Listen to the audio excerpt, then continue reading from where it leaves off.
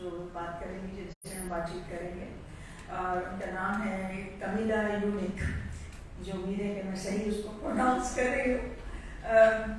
تو ان کا تعلق پولینڈ سے ہے، اور اگر میں ان کا تعارف کرانا چاہوں، ایک اکیڈیمک ہیں، یونیورسٹی میں پڑھاتی ہیں، جس کا نام وہ خود بتا دیں گی. میرا خیال ہے یہی ہوگا کہ اس کا کراکاؤ پولینڈ میں وہ رہتی ہیں، اور ہم سے اتفاق سے وہ یہاں آنے سے پہلے بھی ٹکرا گئی تھی. ملاقات ہوئی انٹرنیٹ پر، کیونکہ آپ سب کو شاید علم ہو اس بات کا یا نہ ہو کہ ہمارے یہاں کچھ شاعروں نے بہت سارے پولش شعراء کے ترجمے کیے تھے بہت عرصہ پہلے. تو خاص طور پہ غازی کے ساتھ نے بہت سے ترجمے کیے تھے، اور جس کی وجہ سے کمیلا، جو کہ اردو اور ہندی پڑھاتی ہیں، جنہوں نے ہندی میں بھوپال اسکول کے اوپر PhD کیا، اور اس کے بارے میں ان کی کتاب چھپی. پھر آج کل جو کام کر رہی ہیں وہ ہے عورتوں کے ایکٹیویزم پر، اور خاص طور پر پاکستان میں عورتوں کا جو ایکٹیویزم ہے، جو فیمنسٹ ٹرینڈس ہیں یہاں پر، ان پر آج کل کام کر رہی ہیں. تو میرا خیال ہے ان سے ہماری گفتگو بہت ہی خوشگوار اور اچھی رہے گی. تو میں سب سے پہلے تو کاملا یونک کو دعوت دوں گی کہ وہ یہاں پر تشریف لائیں، اور ہم بہت کم لوگ ہیں لیکن ہمیں بہت سی تالیاں بجانی چاہیے. یہ آج کل حبیب یونیورسٹی کی گیسٹ اسکالر ہیں. وہاں پر 1-1.5 مہینے کے لیے وہ یہاں پر آئی ہوئی ہیں اور اپنی ریسرچ میں مصروف ہیں. اور یہ اچھا موقع ہے کیونکہ اتنے سارے ہو رہے ہیں پروگرام عورتوں کے حوالے سے، عورتوں کے عالمی دن کے حوالے سے. تو ان سے بہت سی گفتگو رہے گی ہر مختلف قسم کے بارے میں، موضوعات کے بارے میں. چونکہ ویسے تو وہ یہ حبیب یونیورسٹی کی گیسٹ ہیں، لیکن میں کہوں گی کہ ان کے انیشیل ہوسٹ جو تھے وہ عبداللہ سید صاحب تھے. تو میں عبداللہ سید صاحب کو بھی یہاں دعوت دوں گی کہ اب تشریف لائیے، اور اس بحث میں جو ہم کرنے والے ہیں تھوڑی ہماری مدد کرتے جائیے. تو welcome Kamila, thank you for coming for this session.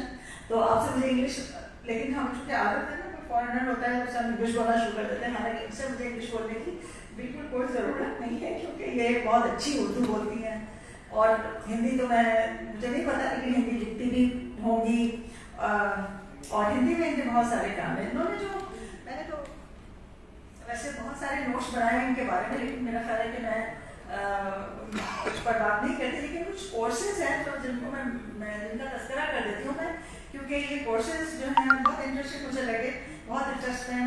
یہ visual culture of India and Pakistan, ایک آپ نے یہ کیا ہے. ایک ہے the great women of South Asia, women in the Indian sub continent, tradition and modernity, cinema in the Indian sub continent, پھر ہسٹری آف انڈیا کے کچھ کورسز ہیں، اور contemporary problems of India and Pakistan. تو اس طرح سے بہت ہی مجھے لگتا ہے ایک ورائٹی آف ٹاپکس ہے جس پر آپ سے گفتگو کی جا سکتی ہے. تو اپنا تعارف کروائیے اور بتائیے کہ آپ اس میں انٹرسٹڈ کیسے ہو گئی. ایک ہمیں یقین نہیں آتا. ویسے تو اردو اور ہندی جو ہے بہت سارے یورپین ممالک میں کہیں کہیں سکھائی جاتی ہے، جیسے جرمنی میں بہت یونیورسٹی میں سکھائی جاتی ہے، اور اب تو امریکہ میں بھی بہت ساری یونیورسٹیز ہیں جن میں اردو کے ڈپارٹمنٹس کھل گئے ہیں. پہلے کم ہوا کرتے تھے لیکن اب کافی بڑھ گئے ہیں. تو یہ کیسے ہوا؟ کیونکہ میرا خیال ہے کہ یہ یہاں کے پولینڈ میں شاید آپ واحد اسکالر ہیں جو ہندی اور اردو کی ہیں، اگرچہ کہ آپ کے اسٹوڈنٹس تو آتے ہوں گے. تو کیا آپ کا تجربہ رہتا ہے، اور کیا آپ کے کوئی ایسے اسٹوڈنٹس ہوئے ہیں جو دلچسپی لینے لگے، مطلب اردو ہندی کے لیے وقف ہو جائیں، جیسے کہ آپ نے اپنے آپ کو وقف کیا ہے؟ تو آپ کے اوپر چھوڑتے ہو کہ آپ کس چیز کے بارے میں پہلے بات کرنا چاہتے ہیں. ٹھیک ہے، اس کا استعمال کر سکتی ہوں کہ آپ کے اور بات دیکھتے ہوئے پتہ نہیں یہ کیسا رہے گا. سب سے پہلے بہت بہت شکریہ مجھے یہاں پر بلانے کے لیے.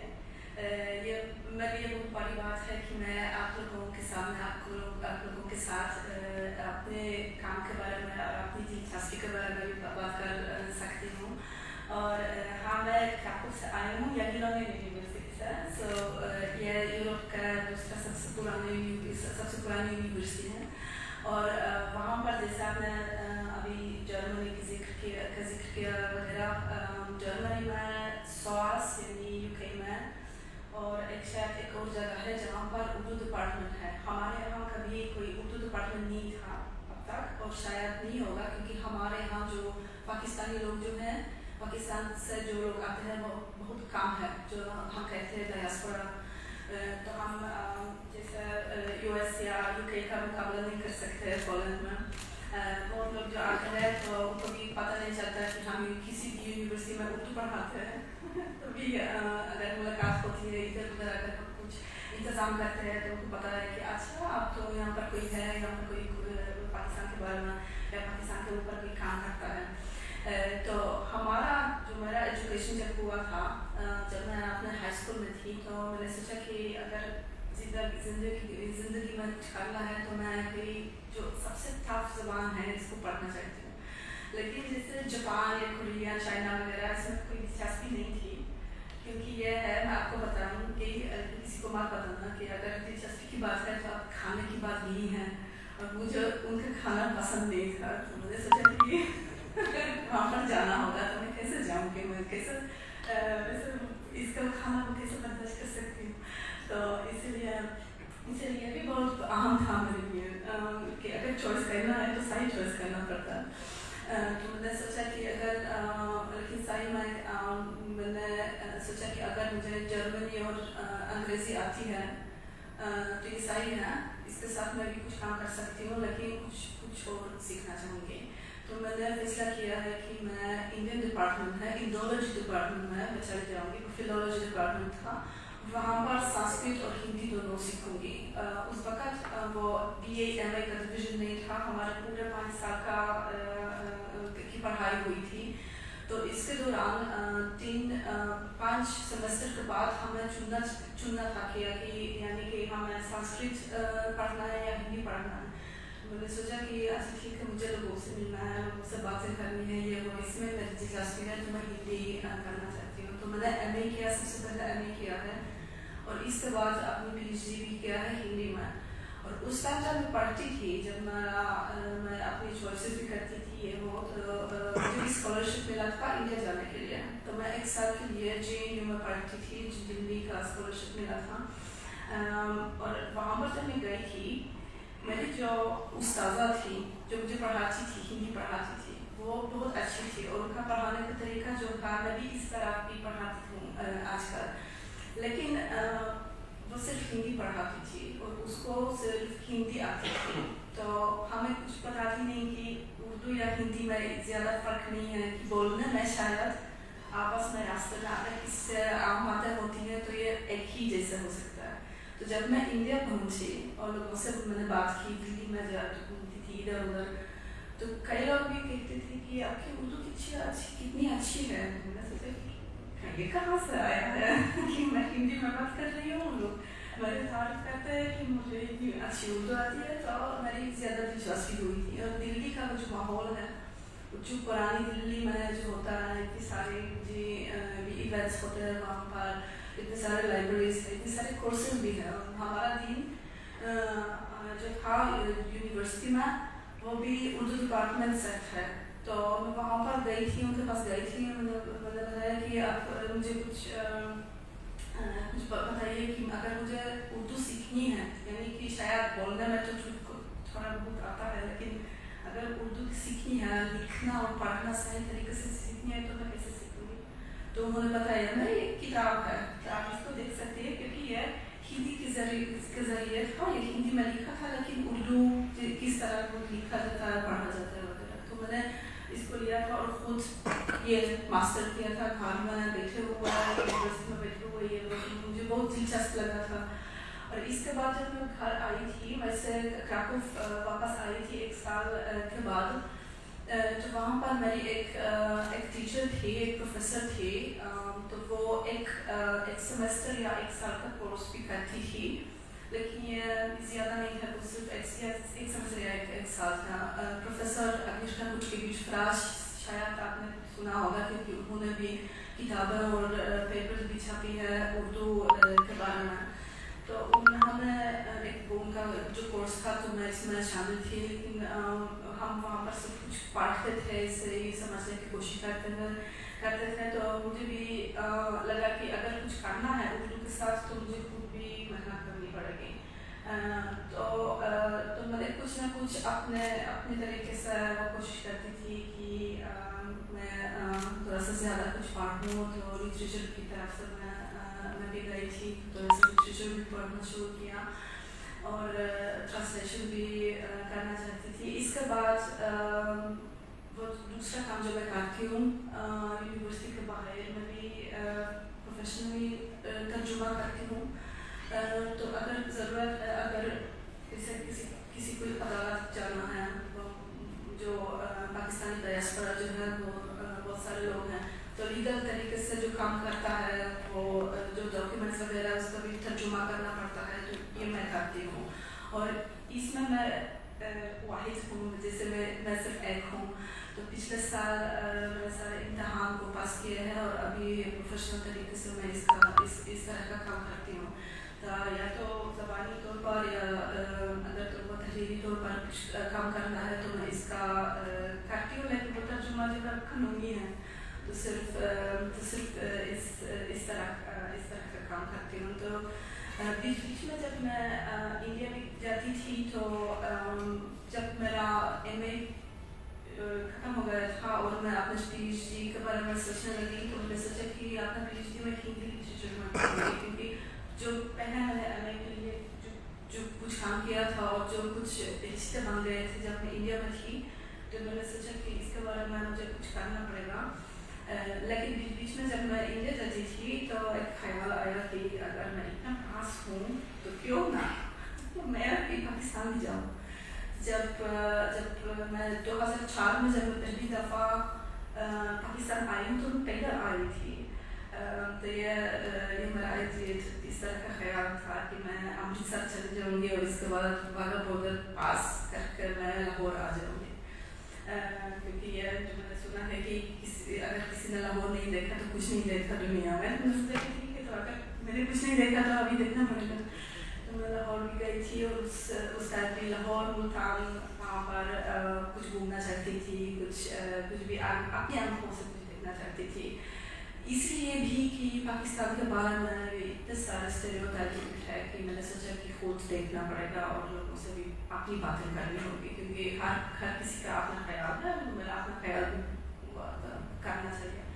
تو میں 2004 میں پہلی دفعہ پاکستان آئی تھی اور 2 سال بعد دوسری دفعہ بھی آئی تھی. وہ اسی طریقے سے کیونکہ مجھے بہت پسند آیا امرتسر سے ہوتا ہے, انڈیا سے پاکستان اور پھر واپس بھی اسی لیے کہ جب میں جا رہی تھی انڈیا سے تو لوگ زیادہ مطلب پوچھتے تھے کہ کیوں جاتی ہے, کیوں. میں نے کہا کہ ہاں اسی لیے کہ آپ پوچھتے ہیں تو اسی لیے مجھے جانا لگتا ہے کہ وہاں پر جانا ضروری ہوگا. تو جب میں واپس بھی آئی تھی تو لوگ بھی پوچھتے تھے کہ اور پاکستان کیسا رہا. تو میں نے بھی دیکھا کہ لوگوں میں جیسے عام لوگ ہیں کہ یونیورسٹی کے لوگ جو ہے کہ میرے ہم عمر جو لوگ ہوتا ہے بڑی دلچسپی ہے, لیکن جو کچھ میڈیا سے ملتا ہے, جو تصویر بنائی جاتی ہے نا, یا تو پاکستان کی یا تو یورپ کی یا تو یو ایس کی, وہ میڈیا کے ذریعے جو ہے تو وہ تھوڑا سا غلط ہے. تو میں نے سوچا کہ شاید لوگوں کو سمجھانا بھی چاہیے کہ یہ بھی پاکستان ہے, یہ بھی انڈیا ہے. جس طریقے سے میں بھی پڑھاتی ہوں ہمارے انسٹیٹیوٹ میں, ہمارے ڈپارٹمنٹ میں, کہ آپ دیکھ لیجیے کہ ہر جگہ اتنا مختلف ہے, کہ لوگ بھی اتنا مختلف ہے کہ اس میں آپ دیکھیے یہ بہت دلچسپ ہے. یہ مجھے بھی میری اپنی دلچسپی اس میں ہے, تو میں اس کو بھی پھیلانا چاہتی ہوں تھوڑا سا کہ لوگوں میں بھی اتنی دلچسپی ہے کہ آپ یہ دیکھیے کہ کچھ ایک نہیں ملتا دنیا میں, ساری چیزیں جو ہے وہ بہت مختلف ہیں. تو یہ میرا راستہ تھا. تو میں ویسے انڈولوجی ڈپارٹمنٹ سے اور سنسکرت سے ہندی کے ذریعے ابھی اردو کی طرف سے آ گئی تھی. اور جو کورسز میں پڑھاتی ہوں زیادہ ابھی اکتوبر میں شاید 20 سال ہوں گے اکتوبر میں کہ میں پڑھاتی ہوں یونیورسٹی میں. اور 20 سال میں ہندی پڑھاتی ہوں. شروع سے میں ہندی پڑھاتی تھی, بیچ میں اردو بھی آئی تھی کہ میں اردو زبان بھی پڑھاتی تھی, لیکن اردو کے بارے میں کلچر کے بارے میں بھی پڑھاتی تھی اور اسلام کے بارے میں تھوڑا سا بھی جو آپس میں جو سیم ہوتا ہے انڈیا پاکستان میں اور جو الگ الگ طریقے میں جو ہوتا ہے جس کے بارے میں بھی پڑھاتی تھی. ایک آپ کا جو پیپر میں یہاں پہ دیکھ رہی ہوں کہ mystical trends and radical Islam the situation of Sufis in Pakistan.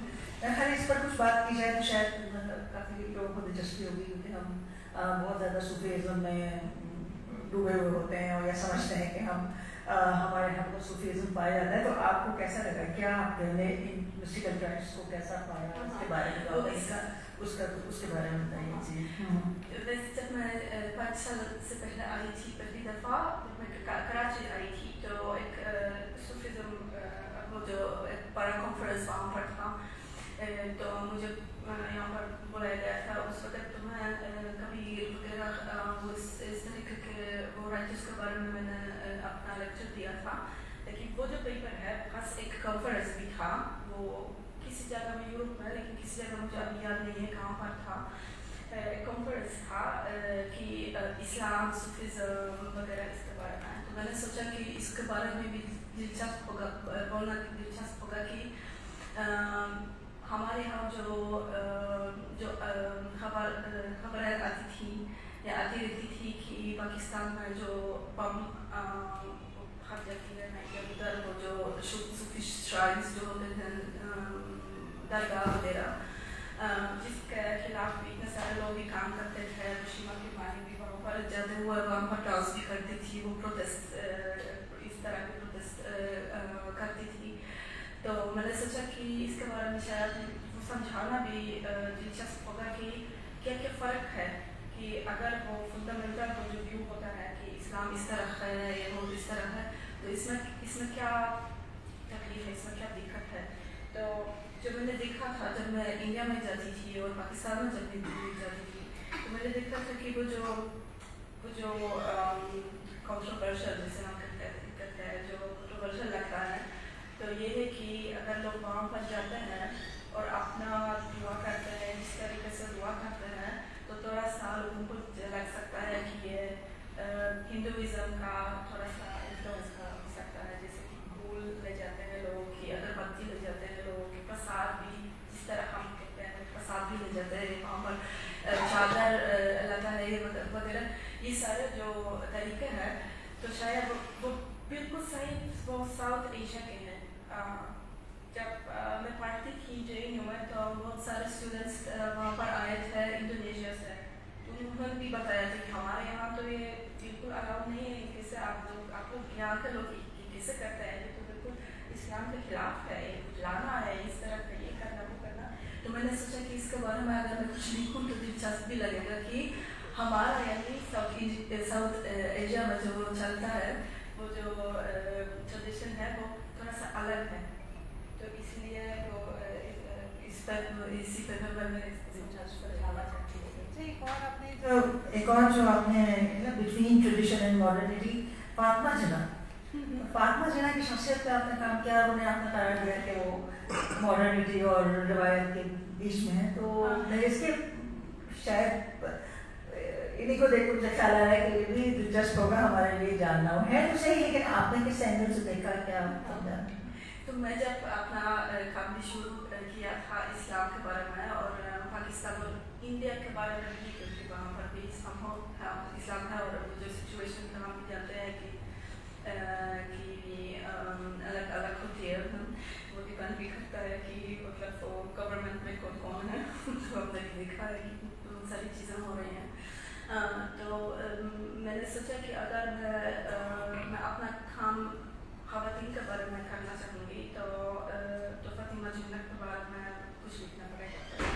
اور یہ بھی ایک کانفرنس کے لیے تھا, تو میں نے وہاں پر ایک پریزنٹیشن کیا تھا کہ فاطمہ جناح جو ہے انہوں نے کیا کیا کام کیا تھا, یہ دکھانے کے لیے کہ اس وقت جو چالو تھا ویسے جب وہ 1947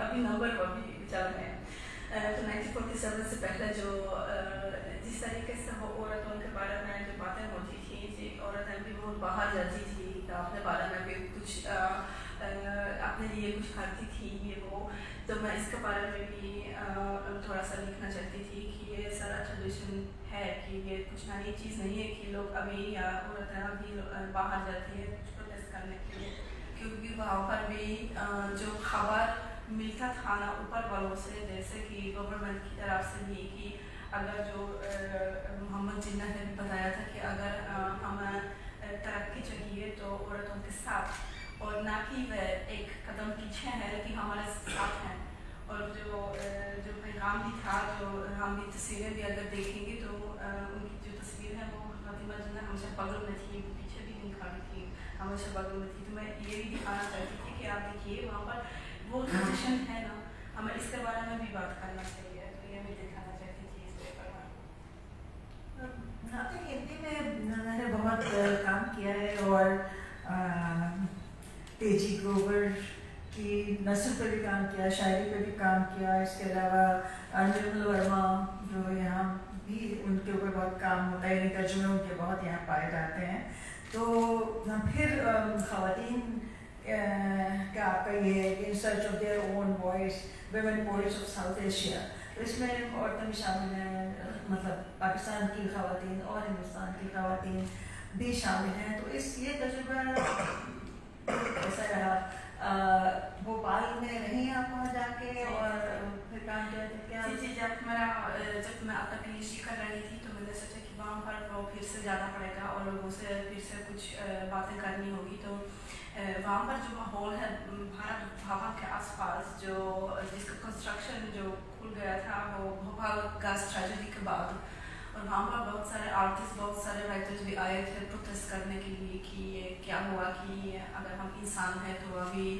کچھ اس کے ساتھ کچھ کرنا چاہیے کہ اتنے سارے شکار ہوئے تھے اس ٹریجڈی کے تو اس کے لیے کچھ کرنا چاہیے تو وہاں پر بھارت بھون ایک میوزیم جیسا لیکن یہ میوزیم نہیں ہے صرف ایک جگہ ہے جہاں پر لوگ آ سکتے ہیں وہاں پر بھی لائبریری ہے وہاں پر بھی میوزیم جیسے وہ گیلری ہے تو اشوک واجپئی کا وہ جو انیشیٹو تھا وہاں پر انہوں نے یہ بہت کوشش کیا کہ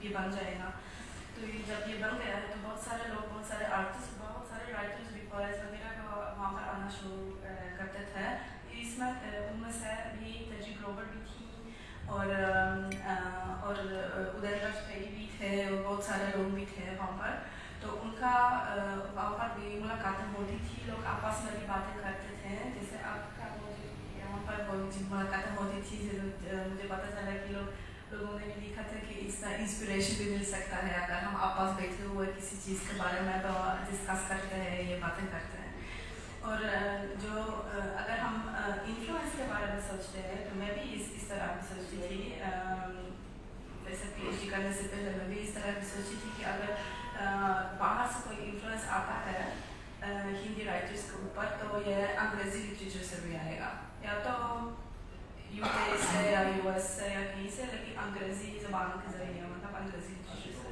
تو تب مجھے پتہ چلا کہ وہ لوگ جو وہاں پر ملتے تھے تو وہ فرینچ لٹریچر بھی پڑھتے تھے یا اٹالین لٹریچر بھی پڑھتے تھے جو کچھ دلچسپ لگا تھا تو اس کا وہ تھوڑا سا انسپریشن بھی لیتے تھے اور فلم بھی دیکھتے تھے ادھر ادھر کے سارے ڈسکشنس تھے اتنے سارے کریٹیو فوک اتنا کریٹیو ماحول تھا جب میں آئی تھی تو انہوں نے بھی فیصلہ کیا تھا کہ اچھا ٹھیک ہے ہم جیسے پرانا زمانے میں جیسے 80s 90s میں ہم کرواتے تھے وہ بھوپال اسکول نہیں کہتے بھوپال گھرانہ کہتے ہیں کیونکہ ان کا یہ خیال ہے کہ ہم جیسے انسٹرومنٹ جیسے ہوتے ہیں کہ ہم کریٹیو بھی بن سکتے ہیں کچھ ایک ساتھ جیسے پوری ہارمونی بن جا سکتی ہے اور ہم بڑا سور میلوڈی بھی بن جا سکتی ہے تو اس طرح کا کی ملاقات بن گئی جب میں آئی تھی تو وہ لوگ اکٹھے ہوئے تھے جمع ہوئے تھے اتنے سالوں بعد آئے تھے ایک ساتھ تو کچھ باتیں ہوئی تھیں کہ لٹریچر کے بارے میں اپنے رائٹنگ کے بارے میں جو آج کل جو چل رہا ہے ہندی سین میں جو چل رہا ہے ورلڈ لٹریچر میں جو چل رہا ہے تو یہ ساری باتیں میں تو چپکے سے بیٹھی تھی اور اپنے نوز بھی لیتی تھی ادھر ادھر، کیونکہ سب کچھ اتنا دلچسپ لگا کہ میں نے سوچا کہ سب کچھ میرے اتنے سارے مٹیریل ہے، سبھی کتنی کتابیں ہم بن جائیں گی، ایک PhD نہیں ہوگا، کچھ ابھی سب کچھ پڑا ہوا ہے ڈراور میں تو وہاں تک بھی ایک دن میں واپس چل جاؤں گی، کیونکہ بہت سارا مٹیریل ہے جو شاید کسی کے پاس نہیں ہوگا، تو شاید اس کے بارے میں بھی کچھ لکھنا پڑے گا۔ تو جب ہم وہاں پر بھوپال میں جب میں گئی تھی تو وہاں پر اس طرح کا ماحول ہے کہ ہم سوچ سکتے ہیں کہ کریٹیوٹی ہے، اور جو مجھے سب سے اچھا لگا، جو مجھے یا اس میں بھی بہت بڑی دلچسپی ہوئی تھی، جو ویژول کلچر سے بھی اس کا تھوڑا سا تعلق ہے، کہ ان کا جو ماننا تھا کہ لٹریچر اور باقی جو آرٹس ہوتے ہیں پینٹنگ وغیرہ، تو اس کو ہم الگ سمجھتے ہیں تھوڑا سا۔ آپ دیکھیے کہ گیلری الگ ہے اور لائبریری بھی الگ ہے، کہ ہم اگر ہم کوئی ملاقات ہے تو ہم ادھر لٹریچر کے بارے میں بات کرتے ہیں یا دوسری آرٹس کے بارے میں بات کرتے ہیں، اگر ڈپارٹمنٹس ہوتے ہیں تو بھی الگ الگ رکھے جاتے ہیں، کیونکہ ہم سوچتے ہیں کہ یہ ڈسپلنس الگ الگ ہوتے ہیں، لیکن اگر ہم ٹریڈیشن دیکھیں گے اور وہ جو انڈین ٹریڈیشن ہے، میں انڈین جیسے اگر وہ پرانے زمانے سے ہوں، جب انڈیا وہ ہسٹوریکلی اسپیکنگ وہ انڈیا، تو جب ہم یہ ٹریڈیشنس دیکھیں گے تو وہاں پر اس طرح کا ڈویژن نہیں تھا، اس کو کوئی الگ نہیں سمجھتا تھا، تو اس لیے میں نے سوچا کہ اگر کہ یہ بھی بہت دلچسپ ہے، اور ان لوگوں کا جو جس طریقے سے وہ لٹریچر بھی لکھتے ہیں، تو اس کے بارے میں سوچتے ہوئے کہ یہ سارے آرٹس میں شامل ہیں، یہ صرف ایک طریقہ ہے کریٹیو ہونا، تو میں اس کے بارے میں مجھے بہت بڑی دلچسپی ہوئی تھی، اسی لیے میں نے سوچا کہ اس کے بارے میں ایک کورس بنا دوں، کیونکہ یہ سارے کورسز جو آپ نے بتایا تھا، ہسٹری تو مطلب وہ تو کورس ہوتا ہے نہیں، ہسٹری آف انڈیا جیسے یا لٹریچر آف انڈیا وغیرہ، تو سارے کورسز تو ہیں وہاں پر ہمارے ڈپارٹمنٹ میں، جہاں میں پہلے تھوڑا کم کرتی تھی، جہاں میں آج کل کم کرتی ہوں، کیونکہ میرا بھی شفٹ ہوا تھا فلولوجی ڈپارٹمنٹ سے کلچرل اسٹڈیز میں، لیکن جو باقی جو کورسز ہیں یہ میری اپنی ہیں، میں نے سوچا کہ اب یہ اتنا دلچسپ ہے کہ میں اس کے بارے میں پڑھانا چاہتی ہوں، تو میں نے سوچا کہ یہ ویژول کلچر جو ہے، جس طریقے سے میں یہ سمجھتی ہوں، یہ آرٹس وغیرہ آرٹ ہسٹوری بالکل نہیں ہے، میں یہ دکھانا چاہتی تھی کہ اگر پرانے زمانے میں جو کہانیاں بنتی تھی، جو لوگ آپس میں کچھ کہانیاں جو پورا رواج جو تھا، وہ ہمیشہ اگر باتیں کرتے تھے تو اس کے ساتھ کچھ دکھانے کو تھا، تو پرانے زمانے سے ہمیشہ کچھ تھا نا، یا تو پت تھا یا کوئی کپڑا تھا جس پر کچھ تصویریں بنی ہوئی تھی، یا کہ راجستھان میں جو کبد ہے، جو مندر جیسے کچھ چھوٹا سا ہے نا، کیا ہوا کہ اس کے ساتھ وہ چلتے ہیں ادھر ادھر گھروں میں جاتے تھے، بڑے بڑے لوگوں کے گھروں میں جاتے تھے، اور وہاں پر اس کو کھول کے اس کو دکھاتے ہوئے یہ پوری کہانیاں ہم سناتے تھے کہ رامایان میں کیسے ہوا تھا، یا مہابھارت میں ایسے ہوا تھا، یا کسی پران میں اس طرح کا، تو سارے ٹریڈیشن اگر ہم دیکھیں گے، یا آپ دیکھیں کہ اگر ہم ڈانس یا تھیٹر کے بارے میں بات کرتے ہیں، تو اس طرح بھی ہے نا کہ ہم بھارت نٹیہ کتھک دیکھنے جاتے ہیں تو ہم ڈانس سمجھتے ہیں، لیکن وہاں پر پوری کہانی ہے، جو بٹن سے جو جسچرز کے ساتھ وہ سب کچھ کس طرح وہ کہانی بتائی جاتی ہے، کہ ہم اس کو سن سکتے ہیں، پڑھ سکتے ہیں، لیکن دیکھ بھی سکتے ہیں، وہ تو اس طرح جس طریقے ہم دیکھتے ہیں دنیا کو، تو یہ میرا مقصد تھا کہ یہ میں دکھانا چاہتی تھی کہ اتنے سارے ٹریڈیشنس ہیں انڈیا میں اور پاکستان میں، کہ وہ دیکھنے کا طریقہ وہ اس میں شامل ہے، تو اگر ہم بھی پوائم وغیرہ کچھ بھی اگر لٹریچر بھی پڑھتے ہیں تو سب سے پہلا سمجھنے سے پہلے تو ہم یہ دیکھتے ہیں نا حروف جو ہیں، الفاظ جو ہیں، پڑھنے سے پہلے تو اس کا بھی شکل بھی ہے، اور وہ جو اسلامی ٹریڈیشن جو ہے، عربک لٹریچر جو ہے، تو وہاں پر بھی پرانے زمانے میں اتنی سارے جو شاعری جو بنائی گئی تھی، تو ایک گھوڑے کی شکل میں ایک پورا جو شاعری کی تھی، یا کسی نوکے کی شکل میں، تو پتہ نہیں اگر کسی کو پتہ نہیں ہے کہ इस तरीके से पढ़ना तो नहीं पड़ेगा, लेकिन अगर हमें पसंद है कि यहाँ से शुरू करना तो हम इसको पढ़ भी सकते हैं, लेकिन अगर नहीं तो हम भिगोड़े भी देख सकते हैं और हमें भी ये अच्छा लग सकता है। जैसे कि अगर कोई कुछ पढ़ता है, मुझे लगता है कि पोएट्री के साथ भी ऐसा होता है कि अगर हमें ज़बान भी नहीं आती है तो फिर भी हम थोड़ा सा भी इमोशंस भी बन जाते हैं अंदर में कि वो कॉम्प्रिहेंशन या समझने के बिना भी हो जाता है ना कभी कभी कि मैंने देखा कि लोग इतना इमोशंस में पड़ जाते हैं या एकदम लगता है कि कुछ महसूस कर रहे हैं समझने के बिना, तो कुछ है ना, तो इस तरह की चीज़ें मुझे इसमें बहुत दिलचस्पी है। अच्छा, आप अब जिस मिशन पे आई है वो तो ये है कि डेटा कलेक्शन, जो औरतों का एक्टिविज्म पाकिस्तान में इस वक्त है या जेंडर से मुताल्लिक़ जो इश्यूज़ हैं उनको स्टडी करना एक तरह से। लेकिन मैं देख रही हूँ कि आपकी पुरानी तहरीरों में भी कुछ चीज़ें ऐसी हैं जैसे फ्रॉम मलाला टू बुर्का एवेंजर, अपने यहाँ changing female role models in contemporary Pakistan, और फिर असमा जहांगी, हीना जिलानी एंड ह्यूमन राइट्स इन पाकिस्तान से हवाले से हैं। तो ये क्या वैसे तो वाज़ेह है, लेकिन क्या देख रहे हैं आप फ्रॉम मलाला का तस्करा आपने किया, चेंजिंग रोल मॉडल्स क्या हैं, और अभी जो आपका तजुर्बा यहाँ पर हो रहा है देखने का उसके बारे में कुछ बात करें, फिर हम ओपन करते हैं और फिर लोग सबके जहन में सवाल होंगे तो करेंगे। इसका जवाब दे दो ना कि इससे पहले कि आप ओपन करेंगी तो मैं कुछ पढ़ना चाहूँगी। मैं उसके बारे में आवाज़ नहीं आ रही? अच्छा, आवाज़ कम है अभी, ये अभी सही है कि मैं इसकी आदी नहीं होगी शायद इसीलिए कि मैं थोड़ा सा माइक्रोफोन से दूर रखती हूँ अपने को। उससे पहले हम पोलिश अदब के बारे में भी कुछ गुफ्तगू करेंगे। चले पहले अगर समझने के बारे में मैंने जो बात की है कि समझने के बाहर भी हम कुछ सुन सकते हैं और इससे भी थोड़ा सा इमोशन भी बन जा सकता है, तो मैंने सोचा कि आज मैं कुछ पॉलिश में भी आप लोगों के लिए भी पढ़ आ रही है आवाज़।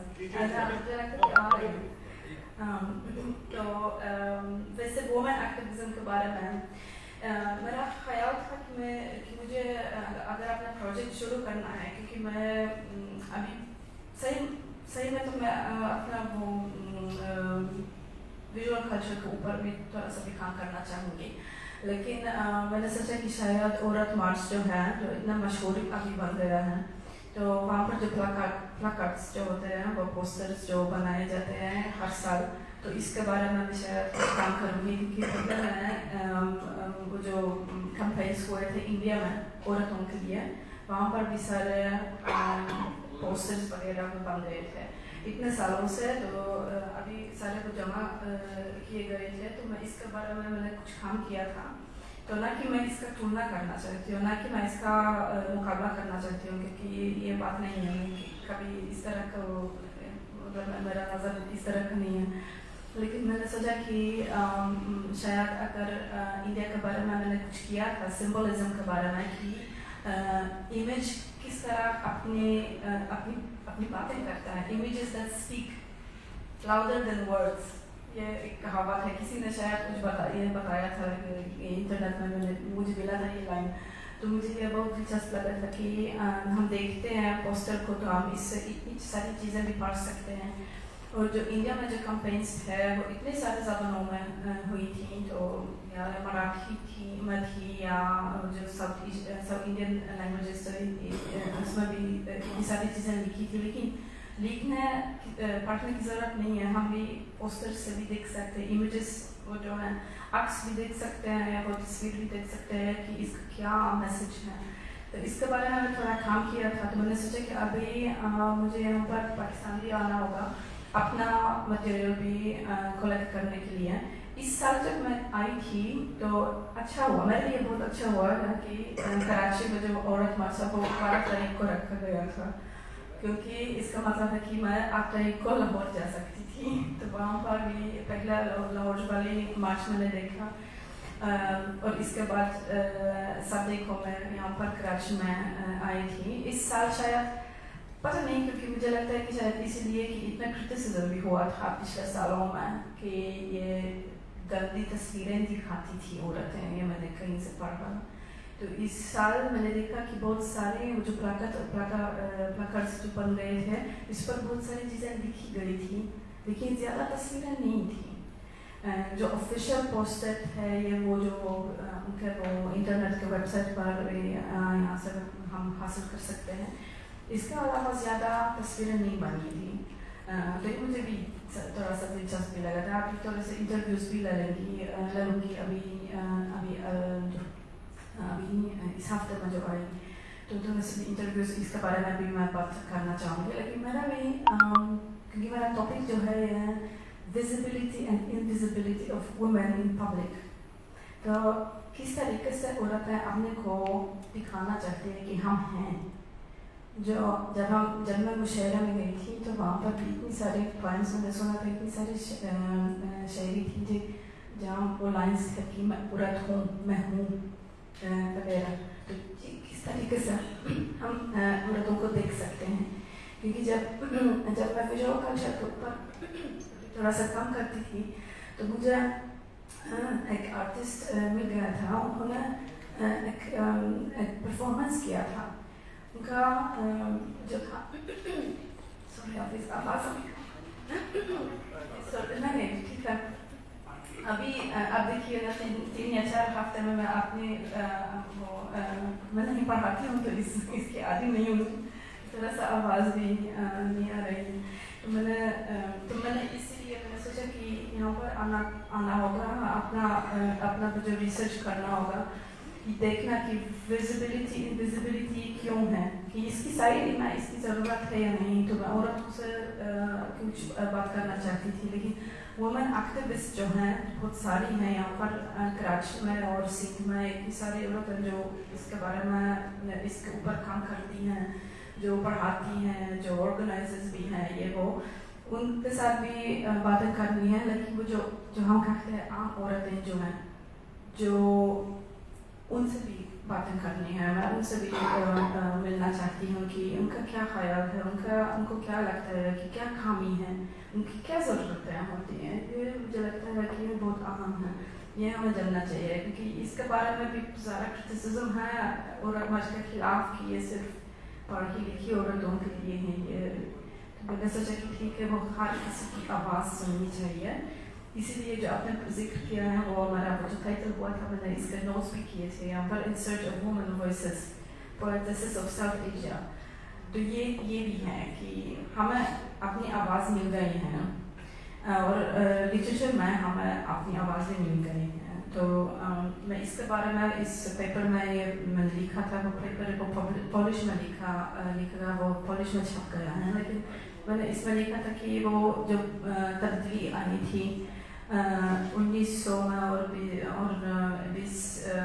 19वीं सदी में और 20वीं सदी में, कि इससे पहले तो औरत तो थी लिटरेचर में, लेकिन वो उतनी लिखती थी, इतनी सारी औरतें नहीं लिखती थी लिटरेचर।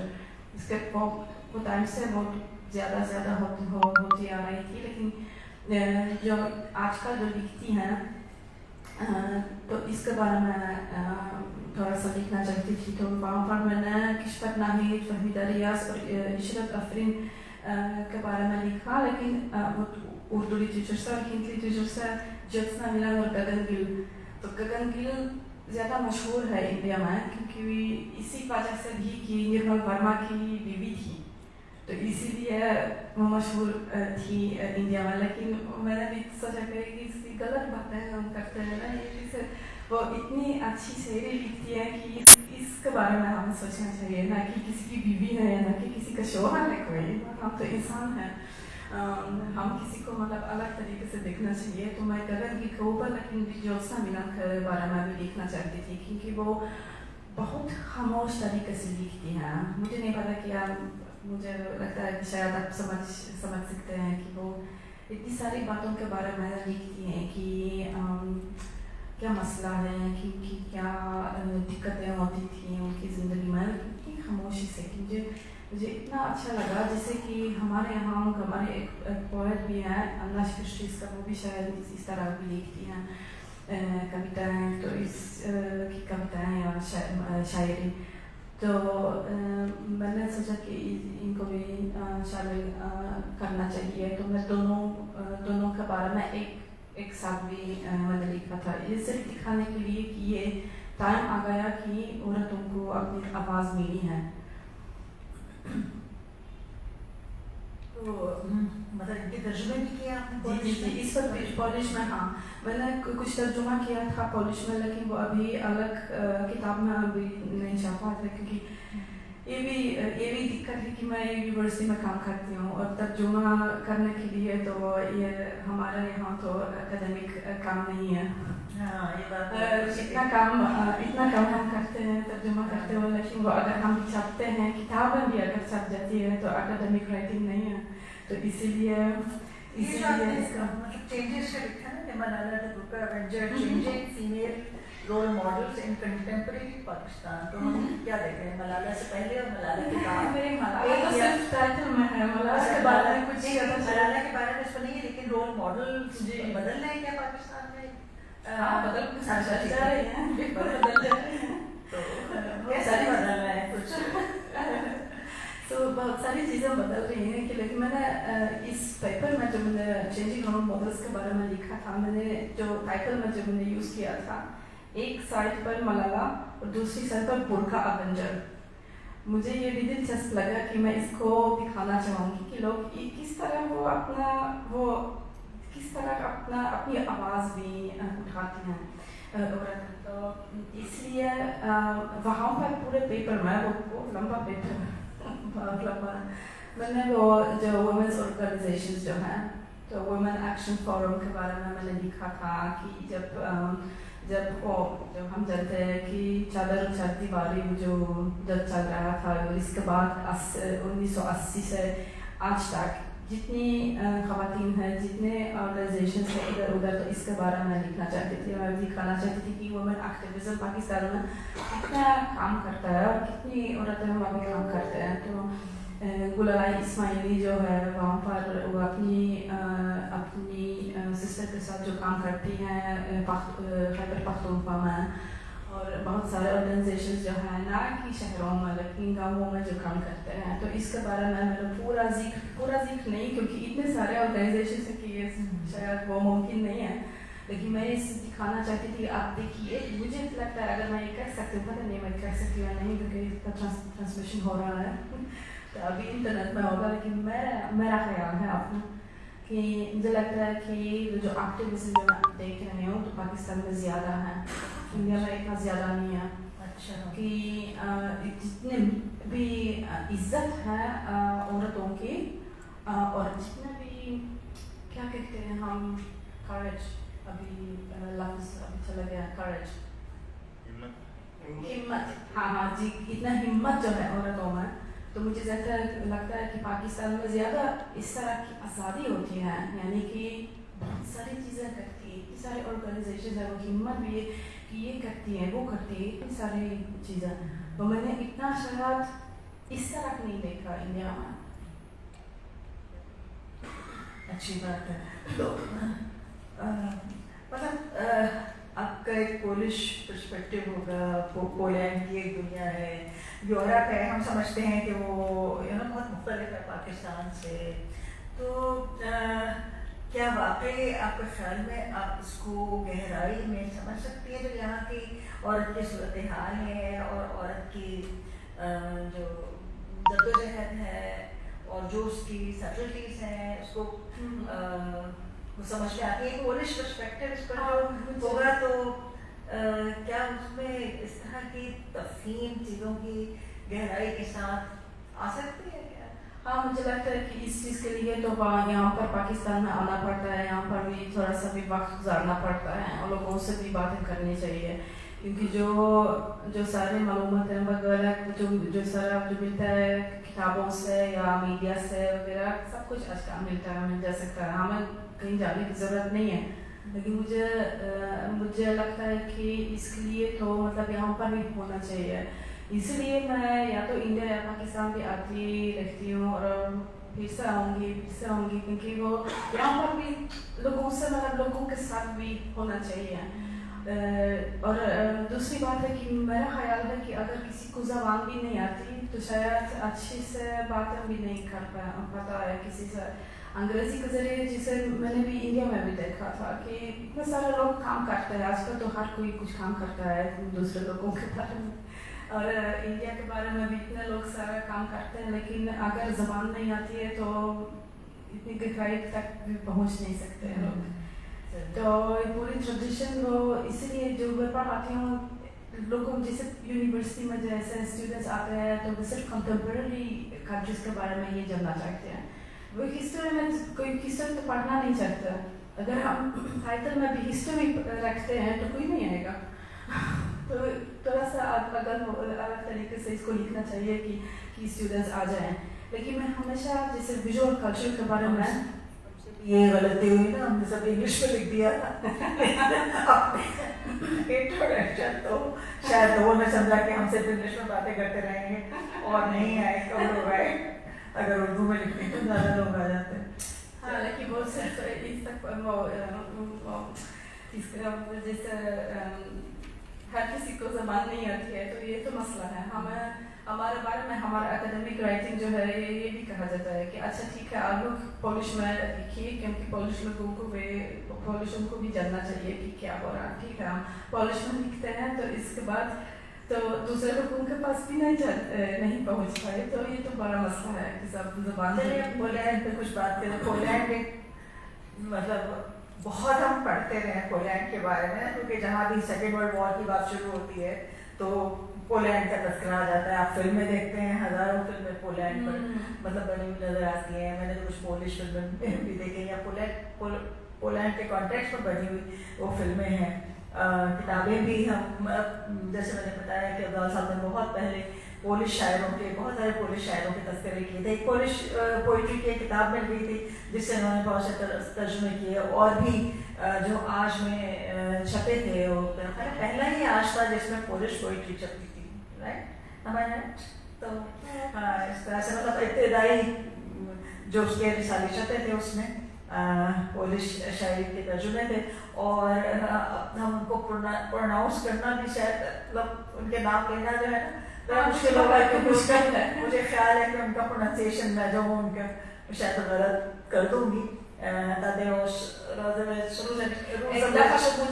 اردو میں لکھنا ہوگا، یہ سارے نام جو ہے میں اردو میں لکھ دیتی ہوں، آسان ہو جائے گا. شمبورسکا جو ہے اس میں سے مطلب یہ ایک بات بڑی حیران کن کہ پولینڈ میں مطلب اتنے سارے، اتنا چھوٹا سا ملک ہے بالکل، اور اتنے سارے نوبل پرائزز ملے ہیں لوگوں کو، کافی نوبل پرائزز ادب کے ملے ہیں.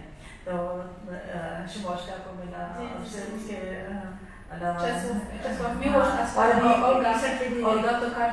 تو اس کی کیا وجہ ہے، کیا وجہ ہے کیوں اتنا پسند ہے پولینڈ جو ہے ہماری نوبل پرائزز دینے والوں کو؟ مجھے تو یہ سوال تو پوچھنا چاہیے آپ لوگوں سے، کیونکہ میں نے آج آئی ہوں یہاں پر لائبریری میں، جب ہماری آپس میں باتیں ہوئی تھی میں پیچھے سے دیکھا میں نے کہ سلاوومیر مروزک کی ایک کتاب ہے یہاں پر، انگریزی میں ہے ٹھیک ہے، لیکن اب ہمارا وہ جو تھیٹر مین ہے بہت مشہور Slawomir Mrozek, striptease, repeat performance, three prophets, three plays یہاں پر پڑھی ہے. تو بہت اچھی بات ہے کہ یہاں پر بھی آ جاتا ہے، لوگ بھی پڑھتے ہیں انگریزی کے ذریعے یا کسی بھی زبان کے ذریعے، تو کوئی بات نہیں، کوئی مسئلہ نہیں ہے.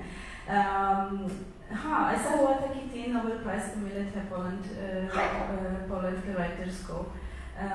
پہلے چیسلاو میلوش کو ملا تھا 1980 کے آس پاس. اس کے بعد شمبورسکا کو وہ تو ملنے والا تھا، کیونکہ وہ جس طرح وہ لکھتی ہے تو کوئی دوسرا نہیں لکھتا، وہ بہت کریٹیو تھی. اور اس کا جو میوزیم بھی ہے کراکوو میں بہت کریٹیو بھی ہے. اس کا نام رکھا ہے شمبورسکا کا ڈراور، کیونکہ ان کا جو جب وہ پڑھتی تھی بہت ساری چیزوں کو پڑھتی تھی تو میگزینس وغیرہ تو وہاں سے کچھ حصے لیتی تھی ادھر ادھر سے، کچھ تصویریں، اس کو اسکرپ بک جیسے وہ اس سے نئی تصویریں بناتی تھی اور اس کے ساتھ کچھ لائنس رکھتی تھی. تو اس کا شاید کبھی کبھی تو لطیفے جیسے ہوئے تھے، کبھی کبھی اس کا پوئم بن جاتا ہے، کبھی کبھی لطیفہ بھی بن جاتا ہے، کبھی تھوڑا سا کرٹیسزم بھی بن جاتا تھا.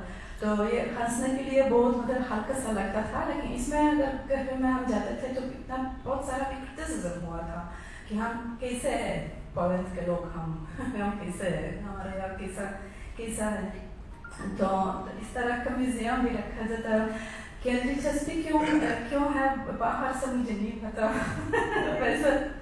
ویسے مذاق نہیں بات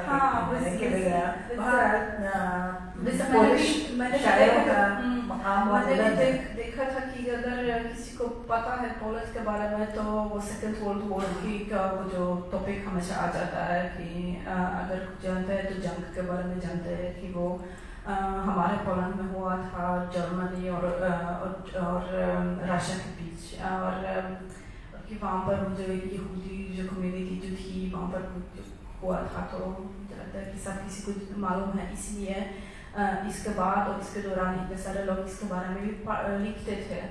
اور بعد میں جب جنگ ختم ہو گیا تھا تو ہمارا یہاں پر کمیونزم تھا اور رشیا کا بہت بڑا اثر تھا.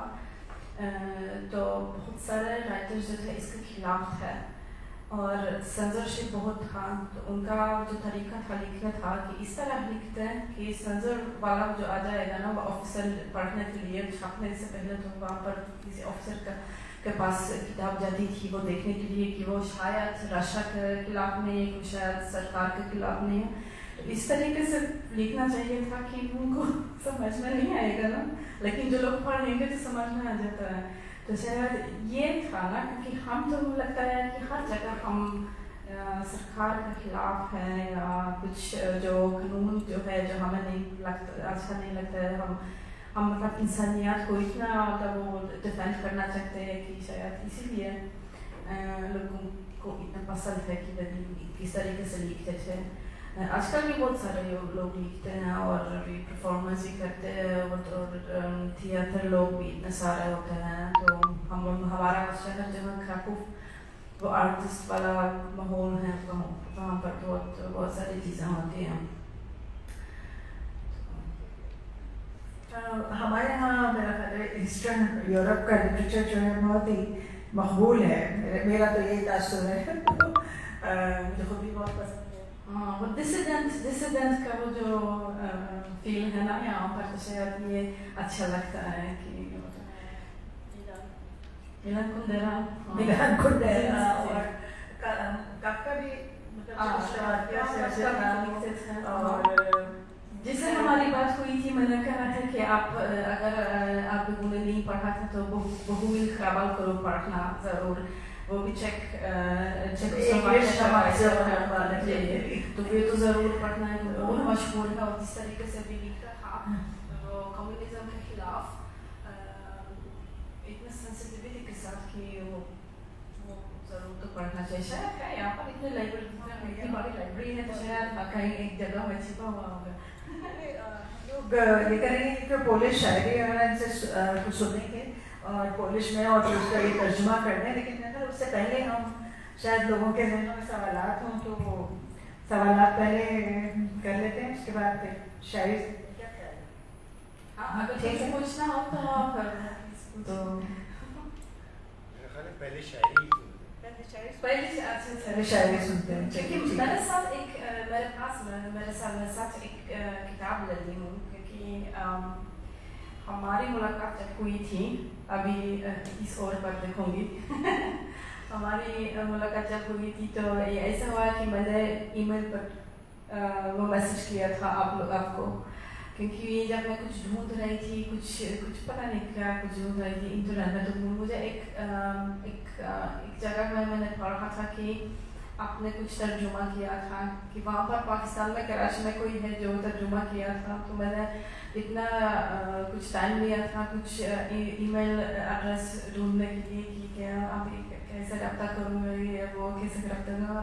ای میل مل گیا تھا تو میں نے میسج لکھا تھا اور میں نے پوچھا کہ اگر آپ چاہیں تو شاید ہم ایک ساتھ کچھ کام کر سکتے ہیں اور آپ میری شکایت بھی کر سکتے ہیں، کیونکہ میں نے بتا دیا تھا کہ ہم ایک ساتھ کچھ کریں گے اور اب تک کچھ چھاپا نہیں گیا تھا، کیونکہ میں اتنے سارے پروجیکٹس میں شامل ہوں کہ اتنا وہ وقت بھی نہیں ہے اور دل کرتا ہے نا سب کچھ کرنے کو، لیکن ٹائم نہیں مل رہا. तो हमने कुछ शुरू किया था, हमने वो फैसला किया था कि हम एंथोलॉजी, पूरी एंथोलॉजी हम करेंगे उर्दू में। तो शुरू में हमने कुछ किया था, वो ऑनलाइन में काम हुआ था। जब मैं आई थी कॉन्फ्रेंस के लिए तो हमारी मुलाकात हुई थी, लेकिन ऑनलाइन हमारा काम हो रहा था, लेकिन बाद में मैं बिजी थी कि वो टाइम नहीं मिल रहा था। कोविड भी आया था, क्योंकि मेरा प्लान भी था यहाँ पर कुछ वक्त के लिए आने का, कोविड से पहले। कोविड आया था, अभी कुछ दूसरा चल रहा है, तो मैं आ नहीं पाई सिर्फ इसलिए। और Anders Kirschinska से शुरू हमने शायद Anders Kirschinska से शुरू किया। Anders Kirschinska वो चेस्लाव मिलोश की बहुत अच्छी दोस्त थी, और वो उसका बहुत तारीफ भी करता था, और जहाँ भी जाता था तो उसकी शायरी के बारे में भी बोलता था कि वो इतनी अच्छी शायरा है कि इतनी अच्छे तरीके से वो लिखती है, ये वो तो बहुत मशहूर है। और इसलिए मैंने सोचा कि शायद शम्बोस्का जैसी मशहूर नहीं है, तो मैंने सोचा इसीलिए हमें Anders Kirschinska से शुरू करना होगा।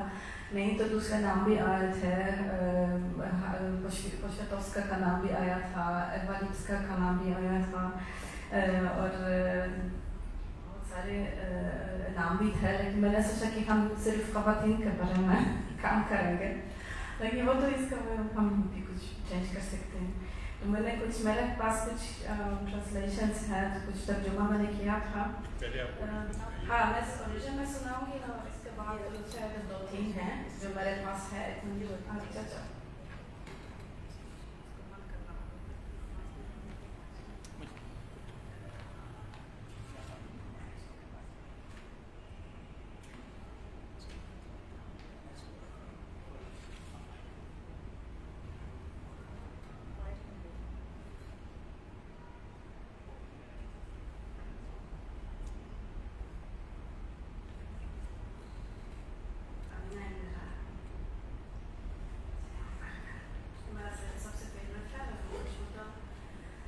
czarną gwiazdą. Urodzone pod czarną gwiazdą urodziłyśmy świat.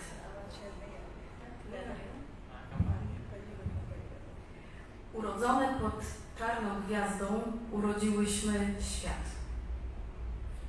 एक सियाह सितारे के नीचे पैदा हुई, हमने दुनिया को पैदा किया.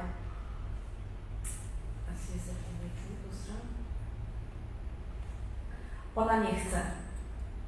Jej matka cierpiała całe życie. Urodziła ją na cierpienie, ale ona nie chce cierpieć. Ona nienawidzi matki. Wyciąga pięści do nieba, pięściami pisze po niebie od horyzontu po horyzont. Nie chce. वो नहीं चाहती. उसकी माँ पूरी जिंदगी बर्दाश्त करती थी. उसको बर्दाश्त करने के लिए पैदा किया, लेकिन वो बर्दाश्त करना नहीं चाहती. वो माँ से नफरत करती है. अपनी मुट्ठियों को आसमान की तरफ फैलाती है. आसमान पर लिखती है, आफिक से आफिक तक मैं नहीं चाहती.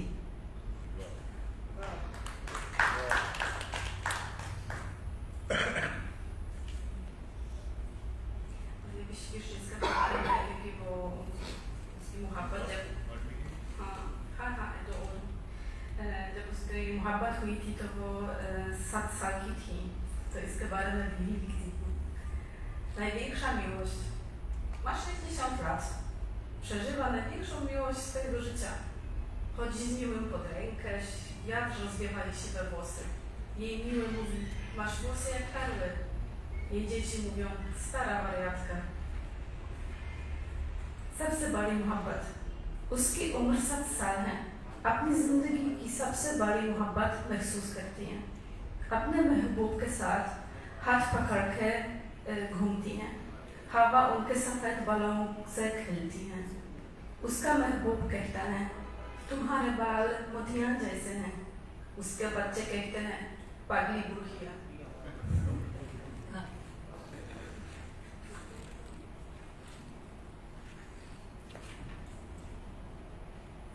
Karetka pogotowia. Drżą jej usta, gdy niesiona do karetki pogotowia słyszy chrapanie męża.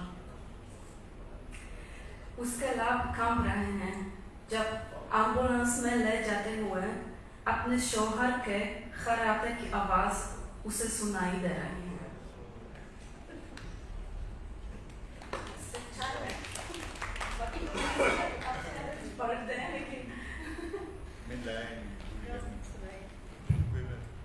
मैं चाह रही थी कि जो तर्जुमे हैं उर्दू में पोलिश शायरी के वो भी सुने जाते आज, लेकिन किताब भूल गए हैं अब्दाल साहब, तो वो नहीं सुनाए जा सकते, नहीं है याद।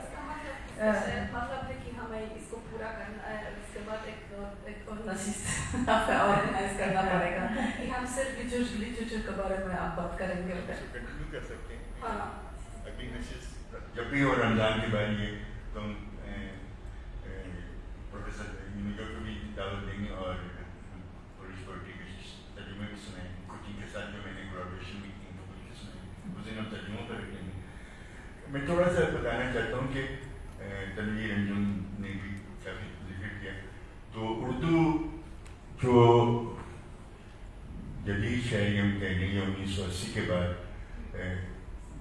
जो हमारे अपने जो मसाइल हैं या हम लिख रहे हैं जो शायद पसंद है वो तो अपनी जगह पर है, लेकिन हमें जो बाहर से जिन शायरों ने मुतासर किया, तो सबसे पहले तो हमें फ़िलिस्तीनी शायरों ने मुतासर किया।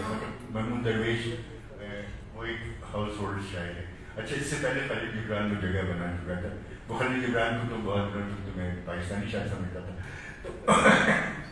तो उसके बाद जो यानी 1980 के शुरू में हमें अजमल कमाल दिया गया और एक किताब पोस्ट वर्ल्ड वॉर पोइम्स जो यूनिवर्सिटी बनाई हुई थी एंथोलॉजी, वो मिल गई और वो हम पागल हो गए 3 आदमी, उसमें आसिफ साहब थे, मरूम अजमल और मैं, और हमने बेशुमार नज़मों का तर्जुमा किया। उसमें से सब शायद इतने अच्छे तर्जुमे भी नहीं बने थे, तो कुछ नाम में जिस तरह तालिउस रोज़ेज, ज़बीनी हर्बर्ट, सिम्बोर्स्का, मिनोश और भी कुछ शायरों के हमने बेशुमार, और वो सब के सब ज़ीनत इस्लाम और अजमल कमाल ने अपने रिसाले में शाया किए। हेलेना एक शायरा बाद में मिली, उनकी मैंने बहुत सही नज़मों का तर्जुमा किया, लेकिन इसका बहुत असर हुआ। अगर हम देखें अभी जो जनरेशन तैयार हुई है, वो हो सकता है उन शायरों के नाम भूल गई हो, लेकिन जिस अंदाज और जिन मसाइल पर शायरी की गई थी वो कम से कम प्रोज पोइट्री के जो शायर हैं वो उनसे बहुत ज़्यादा करीब हैं। वो हमने यूरोप से किसी और अंग्रेज़ी शायरी का हम पर कोई असर नहीं पड़ा, ना हमारा कोई ऐसा नाम है जो हाउस होल्ड जैसे कि फ्रेंच वगैरह से, किसी भी यूरोप के किसी और मुल्क से जो दूसरा हमें मुतासिर करता है वो चिली का शायर है, जो नेरुदा का नाम हम जानते हैं बहुत ज़्यादा, जो आम लोग हैं। तो पोलिश पोइट्री और ख़ासतौर पर हम इसको थोड़ा और एक दायरे का बढ़ा दें तो कह सकते हैं कि वेस्टर्न यूरोप की पोइट्री पोलिक जो हंगेरियन शायर था वो हमें बहुत पसंद था, लेकिन ये नाम बहुत उर्दू अदब में सराहत करते हैं। सबसे पहले लोग किसी ने अगर की शायरी पढ़ी है तो इन शायरों के नाम लेगा, हालांकि ये कभी इत्तफाक़न किसी किताब की शक्ल में भी नहीं शायर हुए आज के मुख्तलिफ शुमारों में या और किसी रिसाले में। तो इसमें ये बड़ी दिलचस्प बात है, और क्यों है उसकी वजह ये कि शायरी ज़रा की बहुत आला है और दुनिया में बड़ी आला दर्जे की शायरी होंगी, लेकिन इसको हम महसूस कर सकते हैं। वो क्यों महसूस कर सकते हैं कि कुछ हमारे हालात बज़ाहिर बहुत मुख्तलिफ होते हुए भी मुश्तरक हैं उन शायरों के और हमारे शायरों के दरमियान। सबसे पहले जो पोस्ट वर्ल्ड वॉर शायरी वो तो सर्वाइवर की शायरी है, सर्वाइव कैसे करनी, और उसके बाद दुनिया सरनो बन गई। तो हमारे यहाँ सर्वाइवल उन मानों में तो सर्वाइवल का नहीं हुआ, लेकिन हमारी ये दुनिया शटर हुई 1971 में, जो कुछ हमने बनाया था वो बिल्कुल ख़त्म हो गया। हम फिर इससे हमें वो बज़ाहिर दरो दीवार से नहीं हुआ, लेकिन हमारे जहनों में हर तरह से तब्दीली आई जो आती चली गई। तो वो जो वक्त था जो शायरी कर रहे थे उसके बाद में तो सर्वाइवल नहीं था, फिर ماشاء اللہ ہمارے یہاں ماشاء اللہ لگ گیا، جس طرح کی ساری باتیں ہو رہی ہیں سب سے شکر اور ہر طرح کی سختی اور ابھی بھی ہزار طرح کی باتیں. تو بہت ساری باتیں ان شاعروں کے جو مسائل تھے وہ پولینڈ میں اور پاکستان میں مشترک تھے. اور ہمارا کراچی کوئی اتنا اجنبی شاید نہیں ہے پولش لوگوں کے لیے، اس لیے کہ جب پرانے اور آپ دیکھیں گے کراچی دیکھیں گے تو آپ کو یہ پتہ چلے گا کہ سیکنڈ ورلڈ وار کے دوران بہت سارے جوز جو تھے ادھر ادھر دنیا میں پناہ لے رہے تھے، تو وہ کراچی میں بنتا ہے آئے ہیں. ان کا شاید کوئی قبرستان بھی ہے جو کہیں کسی نے میں نے پڑھا تھا شہر میں. تو ایک ہمارا اس لحاظ سے بھی رشتہ ہے. ہمیں خوشی ہے کہ رابطہ ہمارا ہوا ڈاکٹر کمیلا یونیک سے، اور پھر کچھ ہم نے کوشش بھی کی کہ اپنے اشتراک سے نظموں کا انتخاب کریں. وہ نہیں ہو پایا، لیکن آصف صاحب کے ذریعے انہوں نے مجھے ڈھونڈا تھا. تو سب سے پہلے تو ہم نے، اور وہ ابھی بھی برقرار ہے، ان کو پیشکش کی کہ آپ آئیں اور کم سے کم ایک سیمسٹر تک آپ حبیب یونیورسٹی میں پڑھائیں. اور انہوں نے تقریباً آمادگی بھی ظاہر کی تھی، لیکن مختلف مصروفیات کی وجہ سے نہیں ہو سکی. وہ پیشکش و درخواست ابھی بھی باقی ہے، مگر اتفاق ہوا ایسا کہ ان کو ریسرچ کے لیے کچھ وقت مل گیا اور وہ کچھ 1.25 مہینے کے لیے ہمارے درمیان آئی ہیں، جس سے زیادہ وقت تو شاید ختم ہو چکا ہے، لیکن موجود ہیں. تو میں چاہوں گا کہ آپ ان سے سوالات کریں، اس لیے کہ مجھے وہ اقبال کا شعر یاد ہے کہ پولینڈ سے یہ آئی ہیں اور دیگر دانائے راز آیت کے نائے.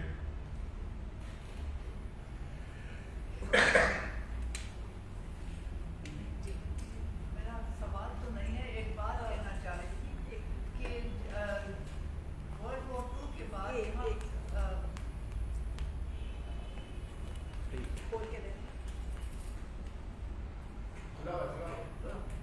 جی بس ایک بات کہنا چاہتی تھی.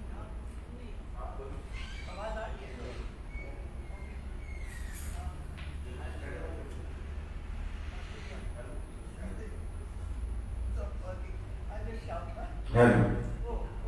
ہاں بس اتنا کہنا چاہ رہی تھی کہ ورلڈ وار 2 کے بعد کافی جو پولش لوگ تھے وہ ہمارے فورسز میں تھے، وہ برٹش فورسز میں تھے، اور پھر پارٹیشن کے بعد وہ یہاں ٹھہر گئے تھے. تو مجھے یاد ہے 1-2 لوگ تو مجھے یاد ہے، جیسے کوپروک توروچ تھے، کیپٹن میکسیمووچ تھے. انہوں نے ہمارے ایئر فورس، ہمارے PIA میں بہت بڑا رول کھیلا تھا، پلے کیا تھا. اور مجھے یاد ہے کہ یہاں ایک چھوٹی سی پولش کمیونٹی تھی، تو وہ رابطہ ہے کوئی نہ کوئی طرح سے. ان کے بچے بھی شاید یہاں ہوئیں گے، یا ان کی شادی یہاں ہوئی گی. ہاں میں نے رابطہ نہیں کیا،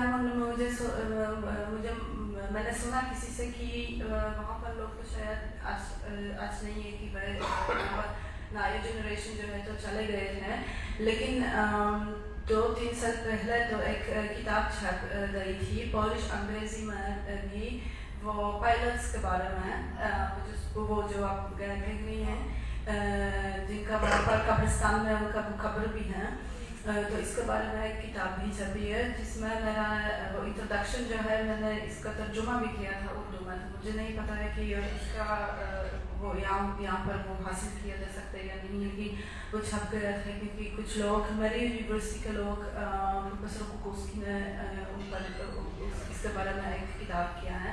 لیکن ہاں یاد دلانے کے لیے بہت شکریہ، کیونکہ میں اس کے بارے میں نہیں سوچا کہ شاید کسی سے میں رابطہ بھی کر سکوں گی یہاں پر آتے ہوئے، کیونکہ اتنی ساری چیزیں ہیں جسے میں نے سوچا کہ میں چپکے سے میں اپنا ریسرچ کروں گی کسی کونے میں یونیورسٹی میں.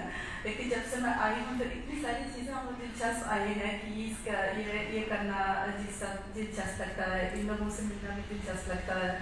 اور کراچی مجھے بہت اچھا، اس کا ماحول بھی مجھے بہت اچھا لگتا ہے کہ بہت یہاں پر اتنے سارا وہ جو لوگ بھی ملتے ہیں، مذہب بھی ملتے ہیں، کلچر بھی ملتے ہیں، سب اتنا سارا مکس کہ بہت دلچسپ ہے.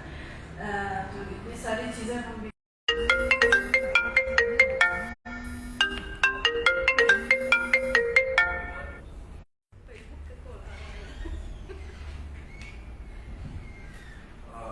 ابھی آپ نے پولش پوئٹری سنائی،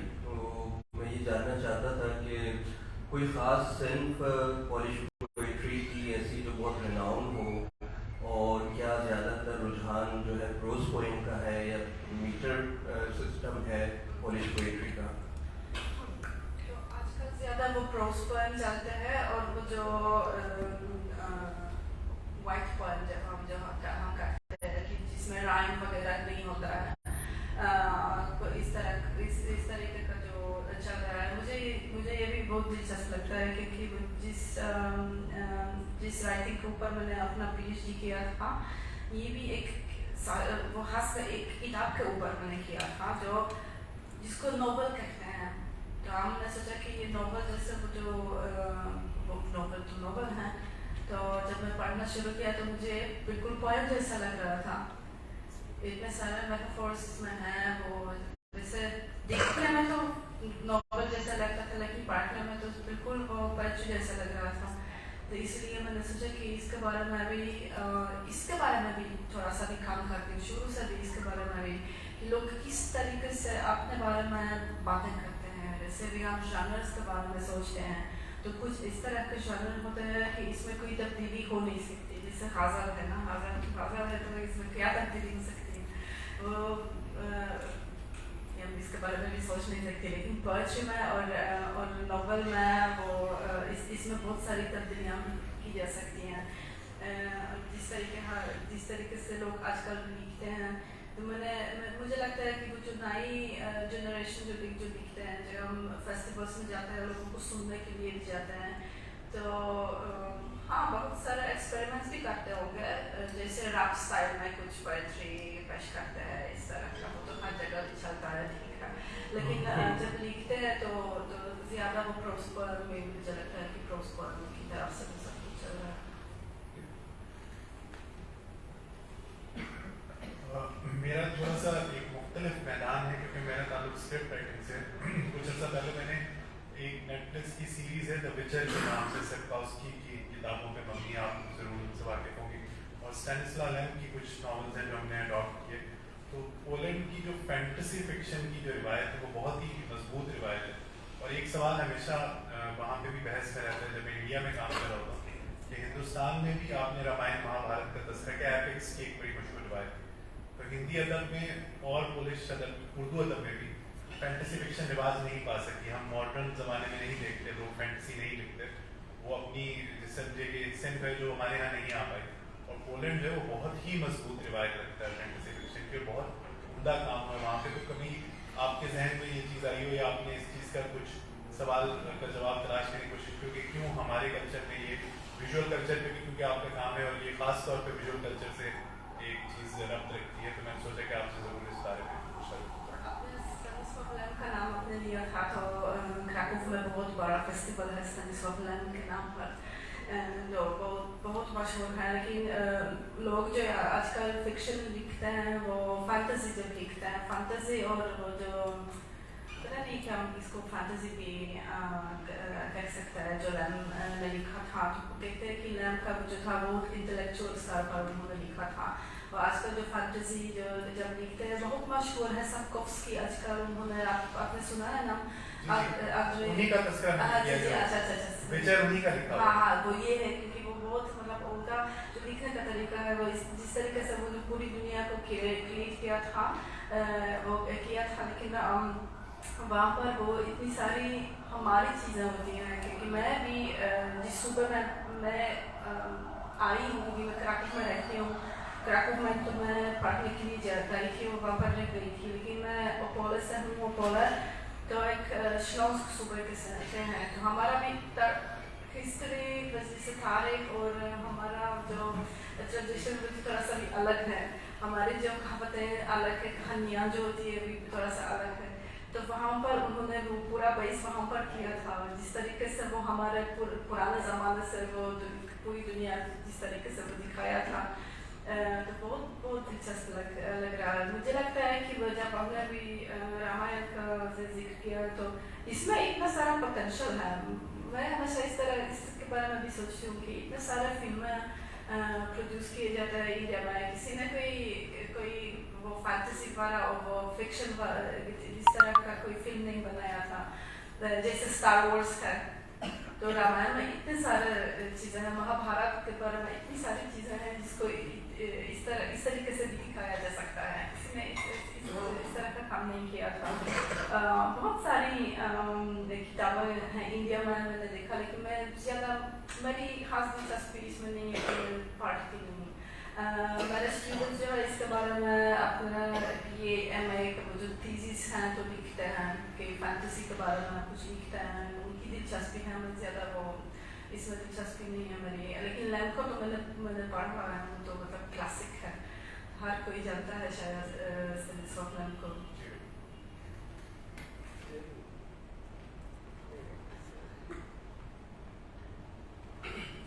अभी जिक्र हुआ मिलान कंडेरा का शोचेक के हवाले से, उसकी एक नॉवल है आइडेंटिटी, जिसको उर्दू में शनाख्त के नाम से तर्जुमा के मैंने पढ़ा है।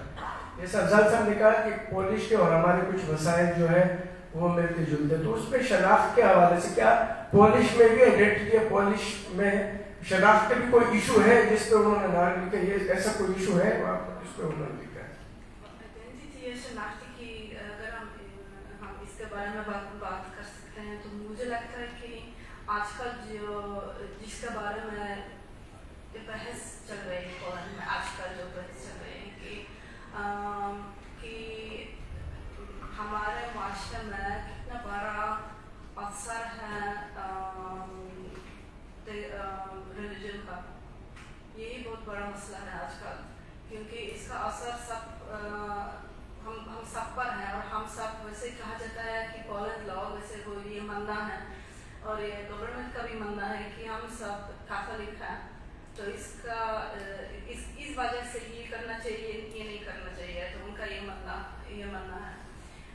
जब हम आम लोगों को देखेंगे और जब हम ख़वातीन की बात करेंगे तो इसकी बहुत बड़ी बुराइयाँ होती हैं आजकल। तो हम भी बाहर निकलती हैं प्रोटेस्ट करने के लिए, इसलिए कि पोलैंड में वो अबॉर्शन बिल्कुल माना है। और आजकल इसके प्रोसिक्यूशन भी हुए थे, एक सज़ा मिली थी 2 दिन से पहले, एक औरत को सज़ा मिली थी कि उन्होंने किसी को मदद दी है अबॉर्शन करवाने के लिए करवाने में। तो जैसे हम आइडेंटिटी की बात कर रहे हैं, शनाख्त की बात कर रहे हैं कि हम पर इम्पोज किया जाता है कि हम सब कैथोलिक हैं, लेकिन वो तो ठीक है, लेकिन वो तो हम अंदर से भी शायद है या नहीं है, जो हमारी वो तो निजी चीज़ है, प्राइवेट चीज़ है। लेकिन अगर गवर्नमेंट हमें कहता है कि हम कैथोलिक है इसलिए ये करना होगा या नहीं, और हमारी मोरालिटी के बारे में बात करते हैं, तो मुझे लगता है कि वो खतरनाक है, वो इम्पोज करना चाहिए। तो इसीलिए हम हमारी भी गिनती हुई थी 2 सेंसस ना 2 साल पहले या 3 साल पहले वो शुरू हुआ था कि वो हमारा सेंसस को ले रहे थे, तो हम सब इसका इंतज़ार कर रहे थे क्योंकि वहाँ पर एक ही सवाल था मज़हब के बारे में कि ठीक है हम बैप्टिस्ट है तो ठीक है हम कैथोलिक है और हम भी ये मान सकते हैं ना मान सकते हैं, लेकिन इसका असर क्या है हमारे ज़िंदगी पर। तो हम एक्सपेक्ट करते हैं कि जो हमें कहा जाता है कि हम 99% कैथोलिक कंट्री है, तो ये नहीं आएगा सेंसस में, लेकिन अब तक कुछ पब्लिश नहीं हुआ था, हमें नहीं पता। तो अब इसका इंतज़ार करना है क्योंकि इसके बाद तो पता नहीं क्या होगा, लेकिन ये इस तरह का बहस हो रहा है।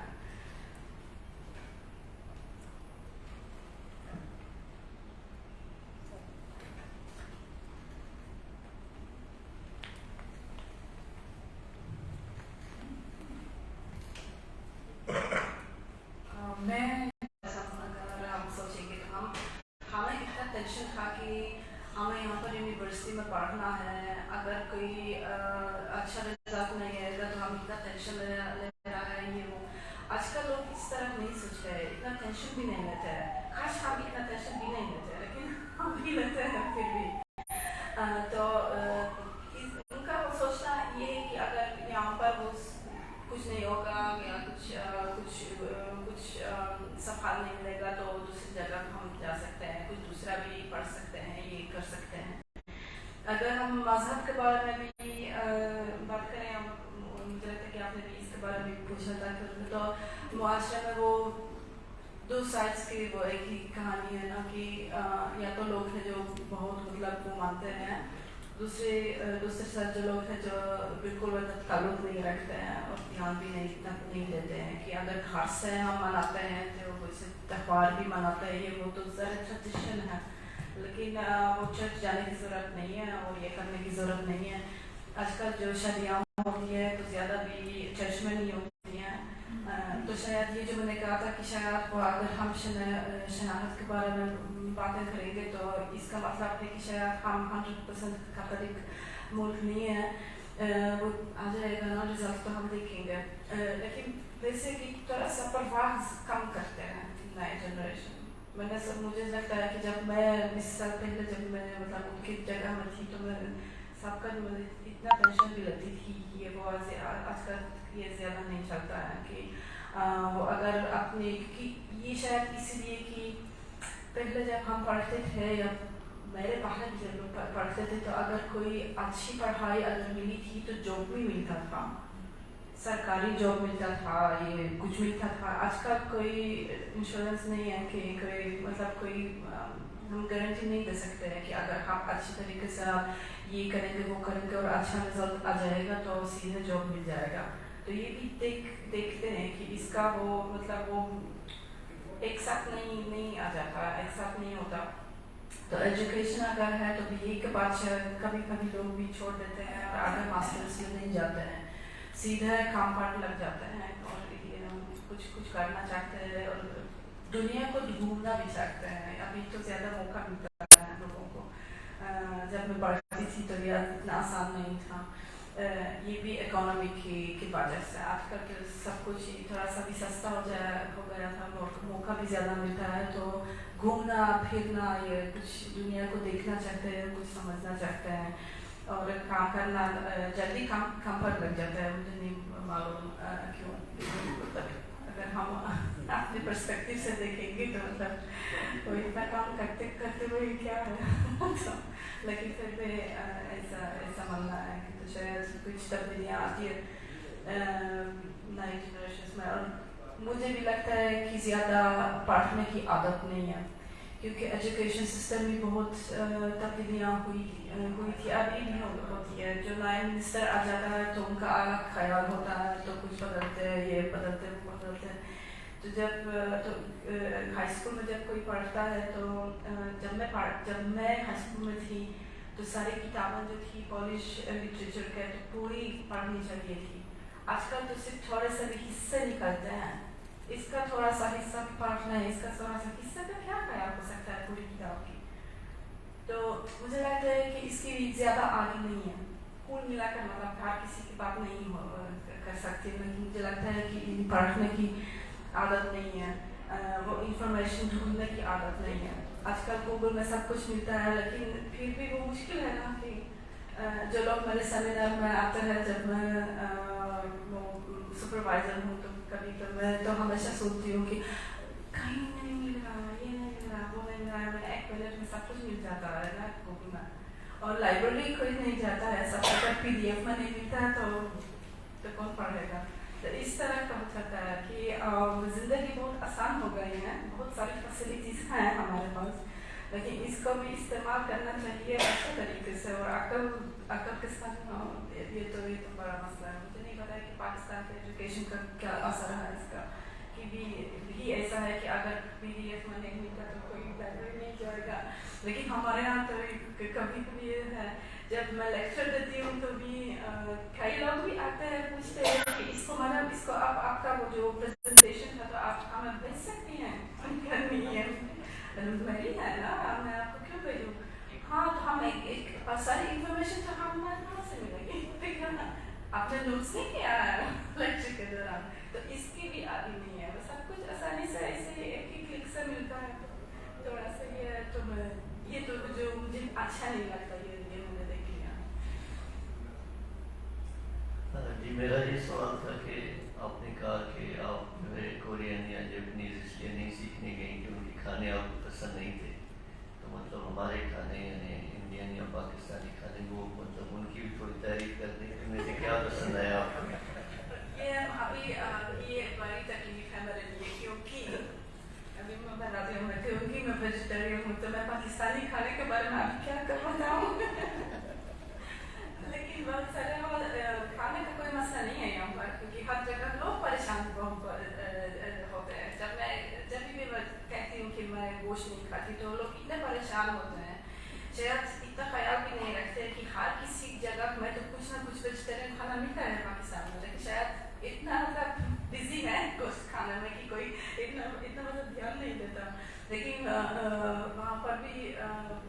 जो सब्जी और पराठा तो मैं भी इतनी सारी बहुत बड़ी फ़ैन हूँ। मैं घर में भी इस तरह का खाना बनाती हूँ कि बहुत हेल्दी है।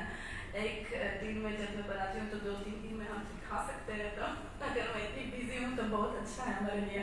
और मेरी फैमिली भी इसकी आती है कि इंडियन खाना, क्योंकि हम इंडियन कहते हैं, कुल मिलाकर इंडियन सब कंटिनेंट का बस एशियन खाना, तो रोटी बनाती हूँ घर में और चावल भी बनाती हूँ और इस तरह की वो तरकारी भी बनाती हूँ। और यहाँ पर भी सब कुछ मिलता है। और इंडिया में ज़्यादा वैरायटी है, सही बात है, बहुत ज़्यादा वैरायटी है, लेकिन ये नहीं कि पाकिस्तान में कुछ नहीं मिलता है। बहुत सारी चीज़ें मिलती है। रूह अफ़ज़ा भी मेरा सबसे फेवरेट है। मेरे घर में नहीं है तो मैं हमेशा हर किसी को पिलाती हूँ। चाय तो ज़रूर मिल जाती है मेरे घर में और रूह अफ़ज़ा भी मिल जाती है और रोटी वगैरह वो भी मिलेगा, नमकीन सब कुछ और मिठाई भी बहुत सारी चीज़ें इसलिए। और जो बचपन से मेरा बहुत बड़ा शौक है हाथ से खाने का। बहुत सारे बच्चे तो हमेशा हाथ से खाते हैं, बाद में तो सीखते हैं कि कांटे से या चम्मच से भी खाना है, तो ये तो नॉर्मल है, बच्चों में नॉर्मल है। लेकिन मेरा फिर भी जब मैं बड़ी भी थी तो हाथ से बहुत खाना बहुत शौक है। तो मतलब वो तो परफेक्ट प्लेस है मेरे लिए, वो परफेक्ट जगह, परफेक्ट खाना पीना सब कुछ। मेरा सवाल ये है कि पोलैंड के सोशल इश्यूज के बारे में अगर आप थोड़ा बता सकती हैं और उसका आप कंपैरेटिवली पाकिस्तान और इंडिया के साथ जो थोड़ा कंपैरिजन करें, उससे थोड़ा रोशनी डालें कि पोलैंड में इस वक्त क्या सोशल इश्यूज चल रहे हैं या क्या इश्यूज ऐसे थे जो सिंस सेकेंड वर्ल्ड वॉर जो है ना अभी तक जो है चल रहे हैं। वो आपने जो सवाल किया है तो इसके बारे में तो हम पूरी किया सीख सकते हैं और या 2 घंटे की बात कर सकते हैं। तो थोड़ा सा जैसे मैं कहना चाहती हूँ कि लोग ज़्यादा वो जात के बारे में तो जानते हैं, लेकिन इसके बाद जो हुआ था, जो आपने भी सीख किया था कि हम लोग इतना काम भी करते थे, हम लोग यानी पोलिश लोग इतना काम भी करते थे कि गवर्नमेंट के खिलाफ या वो रजीम के खिलाफ होने के लिए। और इसके बाद जब मार्केट खुल गया है 1990 से शुरू ये हुआ था, तो थोड़ा सा भी फ्रीडम मिला था, तो बिजनेस वाइज वगैरह तो वो हालांकि थोड़ा सा बेहतर हुआ था। लेकिन हम भी ईस्टर्न यूरोप के हैं, तो ज़्यादातर मैंने देखा था कि जब भी मैं बताती हूँ कि मैं यूरोप की हूँ तो लोग सोचते हैं कि हमारे यहाँ भी हालात फ्रांस या जर्मनी जैसे हैं। हाँ ठीक है, लेकिन अगर हम कंपैरिजन करेंगे तो इतना जब सेकेंड वर्ल्ड वॉर के बाद जब उन मुल्कों का वो जो डेवलपमेंट हो रहा था, तो हमारे यहाँ वो रशिया का बहुत बड़ा असर था और हमारे जैसे दुकानों में कुछ नहीं मिलता था। मेरी इसकी यादें नहीं है क्योंकि मैं तो छोटी थी, मैं तो इसका कोई याद नहीं हो सकता है मेरा। लेकिन जो तस्वीरें जिसके बारे में हमने सीखा और हमने जो पढ़ा था इसके बारे में, जो तस्वीरें हमने देखी हैं कि दुकानों में कुछ नहीं था, कि जब मैं छोटी थी मैंने सोचा कि लोग इस तरह से बातें करते हैं, लेकिन सही में दुकानों में कुछ नहीं मिलता था। तो एक ही दिन वो लोगों को मतलब वो इंफॉर्मेशन मिलता था कि उसी दिन को उसी टाइम पर कुछ दुकान में कुछ आ जाएगा, तो लोग मतलब क्यों लगाते वहाँ पर खा रहे थे सुबह से या 2 दिन से वो खा रहे थे वहाँ पर कुछ लेने के लिए, कि टॉयलेट पेपर नहीं मिलता था, कि वैसे वो चीनी नहीं मिलता था। तो एक दिन वो मिल जाता था तो सारे मतलब वहाँ पर जाते थे, किसको मिला था तो उसके पास था, अगर किसको नहीं मिला क्योंकि वो पीछे था तो नहीं मिला। तो इस तरह का वो चल रहा था कि सारी में खाना नहीं मिलता था, वो रेशो में आता था। वहाँ पर भी कार्ड्स का सिस्टम था कि एक कार्ड पर 1 कार्ड या 2 कार्ड की मुझे नहीं पता कि कितने कार्ड मिलते थे। वहाँ पर छोटे छोटे हिस्से थे, इस पर लिखा था कि 1 किलोग्राम चीनी, 1 किलोग्राम आटा, 1 किलोग्राम चावल, ये था।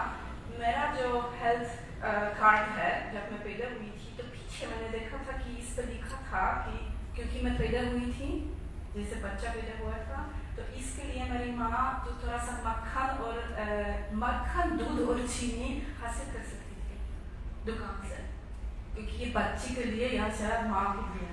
तो इस तरह की चीज़ें चलती थी पहले।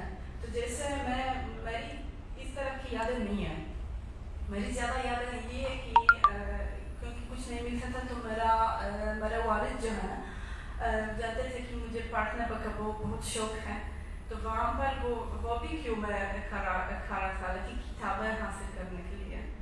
तो रोज़ जब काम से व अपने जॉब से जब आते थे तो रास्ते में एक दुकान थी, एक किताब घर थी, तो वहाँ से होकर हमेशा रोज़ जाते थे, पूछते थे कि ये एनसाइक्लोपीडिया अभी आई है, कब आएगी, तो आप याद कीजिए कि मैं इंतज़ार करता हूँ। तो लिस्ट पर उनका नाम हमेशा पहला था। सारी किताबें जो आती थी, नई किताबें जो आती थी, और मैं किताबें तो मतलब वो खाती थी ना, पढ़ती नहीं, मैं खाती थी, रोज़ किताबें पढ़ती थी। बच्चे तो मतलब बाहर कुछ शरारत करते थे, वो किताबें पढ़ती थी पूरा बचपन।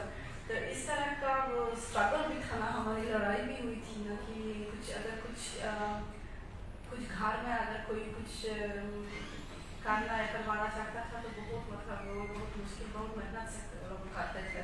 इसलिए जब मार्केट खुल गया था और बिजनेस भी चल रहा है और वो कम्युनिज्म ख़त्म हो गया था, तो हमारा हालत थोड़ा सा बेहतर है। लेकिन अभी ये तो चलता है कितने साल, 30 साल से, तो अभी भी इतना सारा काम भी करना होगा हमारे मुआशरे में। तो पता नहीं कि मेरा जवाब क्या है आपके सवाल का। बाकी तो सोशल प्रॉब्लम्स के बारे में मैं इतना काम नहीं करती हूँ कि मैं इसका वो कंपैरिजन भी कर सकूँ इतना जो शायद आप एक्सपेक्ट करते हैं। लेकिन जो मैंने देखा था कि यहाँ पर पाकिस्तान में बहुत सारे लोग भी बिजनेस करते हैं और बाहर में भी बिजनेस करते हैं। पोलैंड में भी जो माइनॉरिटी है या एक्सपर्ट की जो कम्युनिटी है, बहुत सारे बिजनेसमैन भी आए थे, तो आपने सारा बिजनेस भी इस तरह काम करते हैं। और मेरा एक ख्वाब है कि ज़्यादा रेस्टोरेंट्स बन जाएँ पाकिस्तानी खाने के साथ, क्योंकि वो सारे जो बनते हैं तो सिर्फ इंडियन खाना का नाम रखते हैं। तो अच्छा ये ठीक है, हो गया, अभी तो पाकिस्तान का खाना भी अभी मशहूर करना पड़ेगा ना।